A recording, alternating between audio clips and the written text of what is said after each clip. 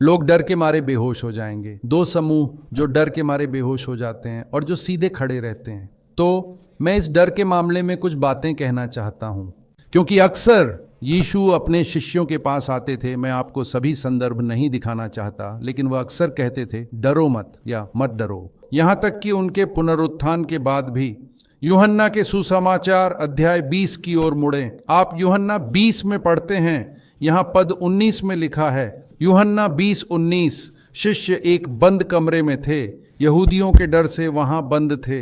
हालांकि उन्होंने इस दुनिया में चलने वाले सबसे महान प्रचारक यीशु मसीह से 3 और आधे साल तक प्रचार सुना था। आप सोचेंगे कि अगर आपने यीशु को खुद से बोलते और आपके साथ चलते सुना होता तो आपके अंदर कोई डर नहीं बचता। नहीं महोदय, आप पतरस, याकूब और यूहन्ना से बेहतर नहीं हैं। घमंडी मत बनो। इन लोगों ने यीशु के साथ चलकर उन्हें सुना, छुआ, उनके साथ खाया और उन्हें सुना, जो धरती पर चलने वाले सबसे महान प्रचारक थे, सबसे अभिषिक्त प्रचारक, 3 और आधे साल तक। अंत में वे क्या कर रहे थे? वे एक कमरे में बैठे थे, डर के मारे बंद थे, और यीशु उनके बीच में आए। आप कहते हैं आह, अब कम से कम डर चला जाएगा, क्योंकि उन्होंने देखा, उन्होंने यीशु को क्रूस पर चढ़ते देखा और उन्हें मृतकों से उठते देखा और उन्हें बोलते हुए सुना, शांति तुम्हारे साथ हो, जैसे पिता ने मुझे भेजा मैं तुम्हें भेजता हूं। पद 21। और वह उन पर सांस लेते हैं। कुछ हुआ, पवित्र आत्मा प्राप्त करें। अब आप सोचते हैं कि डर चला गया है। नहीं महोदय, यह अभी तक नहीं गया है। 8 दिन बाद पद 26, फिर से शिष्य अंदर थे, दरवाजा बंद था। वे अभी भी अंदर बैठे थे, दरवाजा बंद था, डर के मारे। हम इससे क्या सीखते हैं? आप खुद प्रभु यीशु के साथ 3 और आधे साल तक चल सकते हैं, उन्हें सुन सकते हैं और डर से भरे रह सकते हैं। आप उन्हें वास्तव में शारीरिक रूप से आते हुए देख सकते हैं और उन्हें छू सकते हैं और फिर भी डर सकते हैं।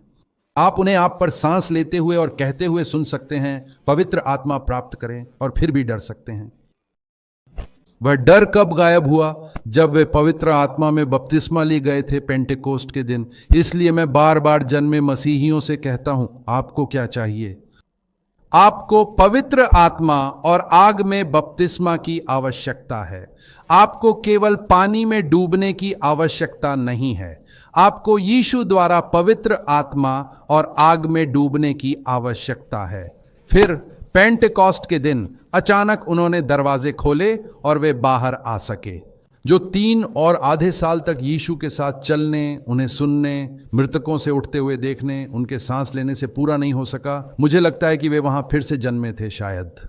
उन्हें पेंटेकोस्ट के दिन पवित्र आत्मा से भरने की आवश्यकता थी। फिर डर गायब हो गया। तो अंतिम दिनों के लिए क्या शब्द है? अगर लोगों के दिल डर के मारे बेहोश हो जाएंगे और कुछ लोग सीधे खड़े रहेंगे और पवित्र आत्मा से भरे रहेंगे, एक बार नहीं बल्कि लगातार। इफिसियों 5:18 कहता है, पवित्र आत्मा से लगातार भरे रहो। यह अंतिम दिनों के लिए तैयार होने की सबसे बड़ी आवश्यकता है, क्योंकि यही एकमात्र चीज थी जिसने उन प्रेरितों को डर से मुक्त किया।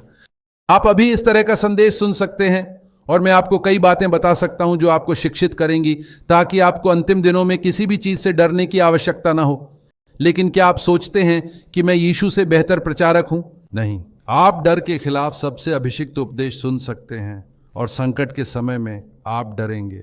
शिष्य एक उदाहरण है। एक पल के लिए आप जानते हैं, उपदेश के अंत में आप कहते हैं, वाह, अब मैं वास्तव में डर से मुक्त हूं।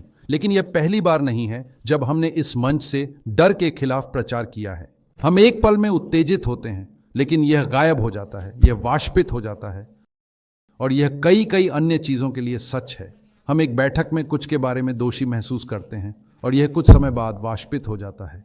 इसे बनाए रखने का एकमात्र तरीका, किसी भी सत्य को जो हम बैठक में सुनते हैं, पवित्र आत्मा को इसे आग पर लगने देना है और फिर यह वहां हमेशा के लिए रहेगा।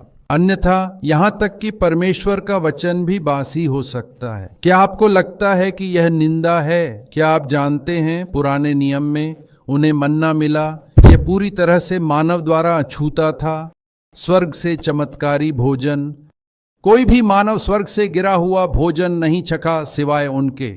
हर दिन मन्ना, स्वर्ग से रोटी। और बाइबल कहती है, व्यवस्था विवरण 8:3 में, कि परमेश्वर ने तुम्हें हर दिन मन्ना दिया, ताकि तुम्हें सिखाया जा सके कि हर दिन तुम्हें परमेश्वर के मुख से निकलने वाले वचन से जीना चाहिए।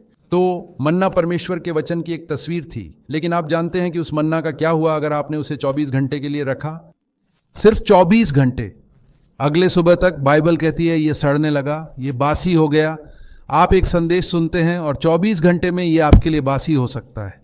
लेकिन परमेश्वर ने मूसा से कहा उस मन्ना को लेकर वाचा के संदूक के अंदर रखो। मूसा ने एक बर्तन में थोड़ा सा मन्ना वाचा के संदूक के अंदर रखा और वह मन्ना 40 साल तक बासी नहीं हुआ। जब उन्होंने उसे 40 साल तक जंगल में घुमाया तो वह कभी बासी नहीं हुआ। रहस्य क्या था? क्या यह कुछ अलग प्रकार का मन्ना था? नहीं, ये बिल्कुल वही मन्ना था, लेकिन अंतर यह था यह सबसे पवित्र स्थान में रखा गया था जहां परमेश्वर की आग हमेशा जलती रहती थी, और वहां परमेश्वर की उपस्थिति में मन्ना कभी बासी नहीं होता। तो हम एक ऐसे दिन में जी रहे हैं जब कई लोग अनुभवों के लिए जाते हैं। वे लोगों से पूछते हैं क्या आप पवित्र आत्मा में बपतिस्मा लिए हुए हैं? क्या आपने यह अभिव्यक्ति सुनी है? क्या आप आत्मा से भरे मसीही हैं? क्या आप जानते हैं कि 99.99% या 99.999% पेंटेकोस्टल करिश्माई लोग जब वे यह प्रश्न पूछते हैं तो उनका मतलब होता है क्या आप पवित्र आत्मा में बपतिस्मा लिए हुए हैं और क्या आप भाषाओं में बोलते हैं? लेकिन जब बाइबल ने स्टीफन के बारे में बात की, आत्मा से भरे होने के बारे में या किसी और के आत्मा से भरे होने के बारे में, जब वे विधवाओं को भोजन वितरित करना चाहते थे तो उन्होंने कहा 7 पुरुषों का चयन करें जो पवित्र आत्मा से भरे हों। वे यह नहीं पूछ रहे थे कि क्या वे पवित्र आत्मा में बपतिस्मा लिए हुए हैं, क्योंकि उन दिनों हर कोई पवित्र आत्मा में बपतिस्मा लिया हुआ था। जब उन्होंने कहा 7 पुरुषों का चयन करें जो पवित्र आत्मा से भरे हों, तो उनका क्या मतलब था जब हर कोई पवित्र आत्मा में बपतिस्मा लिया हुआ था? आत्मा से भरे होने का मतलब पवित्र आत्मा में बपतिस्मा लिया हुआ होना नहीं है। आप मुझसे शास्त्र से बहुत सी बातें सीखेंगे जो आज मसीही धर्म में सिखाई जा रही बकवास के विपरीत जाती हैं, जो लोग बाइबल नहीं जानते। शास्त्र के अनुसार आत्मा से भरे होने का मतलब है आत्मा से लगातार भरे रहना। ये नहीं कि 30 साल पहले मैंने आत्मा में बपतिस्मा लिया था और इसीलिए मैं खुद को आत्मा से भरा हुआ कहता हूं। बहुत से लोग जो 30 साल पहले पवित्र आत्मा में बपतिस्मा लिए हुए थे, वे आज न केवल आत्मा में बपतिस्मा लिए हुए नहीं हैं, उन्होंने अपनी मुक्ति खो दी है। वे परमेश्वर के बच्चे नहीं हैं, वे पीछे हट गए। इसलिए आत्मा से भरे मसीही होना इतना महत्वपूर्ण है, जिसका मतलब है अभी। यह एक पानी की टंकी की तरह है जो अभी भरी हुई है, न कि यह 3 साल पहले भरी गई थी। यह ऐसा है जैसे आपकी कार का पेट्रोल टैंक अभी भरा हुआ है, न कि आपने इसे 3 महीने पहले पेट्रोल पंप पर भरा था या कुछ ऐसा नहीं।